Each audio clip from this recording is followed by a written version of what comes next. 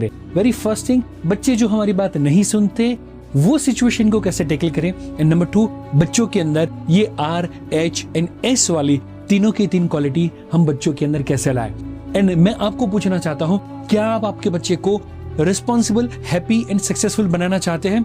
तो मैं चाहूंगा जल्दी से कमेंट के अंदर RHS टाइप करके मुझे बताएं ताकि मुझे पता चले। और ये वीडियो के अंदर मैं आपके साथ यही फॉर्मूला शेयर करने वाला हूं कि कौन सी गलती होती है, वो गलती को अवॉइड करके हम बच्चों को वेल डिसिप्लिन बना सकते हैं। एंड उसके साथ में कौन सी वैसी 5 टिप्स है जो फॉलो करके बच्चों को रिस्पॉन्सिबल, बच्चों को हैप्पी एंड बच्चों को सक्सेसफुल बना सकते हैं। यही चीज के लिए हम आगे बढ़े उससे पहले, बच्चे है वो हमारी जेरोक्स कॉपी है। सो जाने अनजाने में हमसे वैसे कोई गलती हो जाती है जिसके कारण शायद हमारा बच्चा ही हमारी बात नहीं सुनता। तो एज अ पेरेंट हमें वो जानना जरूरी है। एंड नंबर 2, उसके बाद में 5 इंपॉर्टेंट सॉल्यूशंस है जिसके बारे में भी मैं बताऊंगा। सो ये वीडियो को अंत तक देखना बेहद ही ज्यादा जरूरी है।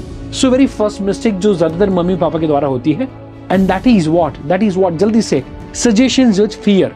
दोस्तों मैं आपको बताऊं, सजेशंस विद फियर क्या होता है। As a mother, as a father, आप आपके बच्चों को सजेस्ट कर सकते हैं, बेटा तेरे लिए ये सही है, तेरे लिए ये गलत है। बट ज्यादातर मम्मी पापा क्या करते हैं, सजेशंस तो देते हैं बट विद फियर देते हैं। वो बहुत बड़ी गलती होती है। और काफी सारे मम्मी पापा तो हर छोटी छोटी बात में डराते रहते हैं बच्चों को। एग्जाम्पल के तौर पे, खाना खा ले वरना, ब्रश कर ले वरना, पढ़ ले वरना हॉस्टल में डाल दूंगी, खा ले वरना पुलिस पकड़ जाएगी, ये नहीं करेगा तो वो नहीं होगा। सो दोस्तों, जितनी भी बार आप आपके बच्चों को डराते हो, वो डायलॉग तो याद होगा ना, उतना भी मत डराओ कि डर का डर ही खत्म हो जाए। सो जब आप आपके बच्चों को डराते हैं या काइंड ऑफ नेगेटिव अफर्मेशन या सजेशंस देते हैं, माने न माने आपकी अथॉरिटी का बच्चा स्वीकार करना छोड़ देता है, बच्चा आपको रिस्पेक्ट देना छोड़ देता है, बच्चा आपकी बात ध्यान से सुनना छोड़ देता है। और उसके बाद में उसके डिसिप्लिन के लिए, उसके लाइफ के लिए कोई भी जब आप अच्छे सजेशन देते हो, बच्चा कभी फॉलो नहीं करता। सो ये एक गलती क्या आप कर रहे हो? मैं चाहता हूं कि यदि यस तो जल्दी से कमेंट बॉक्स में टाइप करके बताएं। उसके बाद में सेकंड मिस्टेक की और यदि हम आगे बढ़े तो that is multi directional parenting. दोस्तों ज्यादातर ऐसा होता है कि काइंड ऑफ मम्मी की जो सोच है वो अपने बच्चे को लेकर कुछ अलग होती है, जो पापा की सोच है अपने बच्चे को लेकर कुछ अलग होती है। एंड दोनों अपने बच्चे को अपनी जो इच्छा है उसके अकॉर्डिंगली परवरिश करते हैं। सो पापा is a kind of person की जो लीनियंट है, उनको लगता है कि भाई मुझे बचपन में आइसक्रीम खाने को नहीं मिला था, मुझे सारी फैसिलिटीज और लग्जरी नहीं मिली थी, वो सारी की सारी मैं बच्चे को देना चाहता हूं। एंड मम्मी को ये लगता है कि मुझे मेरे बच्चे का अच्छा फ्यूचर यदि देखना है तो उसके साथ मुझे डिसिप्लिन से लाइक काइंड ऑफ पेश आना होगा, उसको डिसिप्लिन में रखना होगा, सारी जो चीजें मांगे वो मैं दे दूंगी तो बच्चा बिगड़ जाएगा। एंड इसलिए मम्मा काइंड ऑफ फोर्स के साथ, मम्मा डिसिप्लिन के साथ बिहेव करती है एंड पापा लीनियंट तरीके से बिहेव करते हैं। एंड ये दोनों की सिचुएशन को देखते हुए बच्चा है वो काइंड ऑफ बिगड़ना शुरू हो जाता है। उसको मम्मी से कौन सा काम करवाना, पापा से कौन सा काम करवाना, वो उसको पता चल जाता है। घर के अंदर ही वो पॉलिटिक्स करना शुरू कर देता है।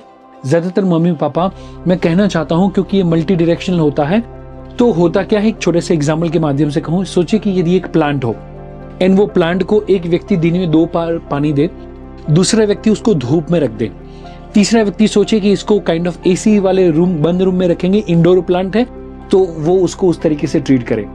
व्हाट डू यू फील कि 3 अलग अलग माली या 3 अलग अलग व्यक्ति वो एक प्लांट को अलग अलग ट्रीटमेंट दे तो क्या होगा? प्लांट अच्छे तरीके से ग्रो करेगा या प्लांट बिगड़ जाएगा?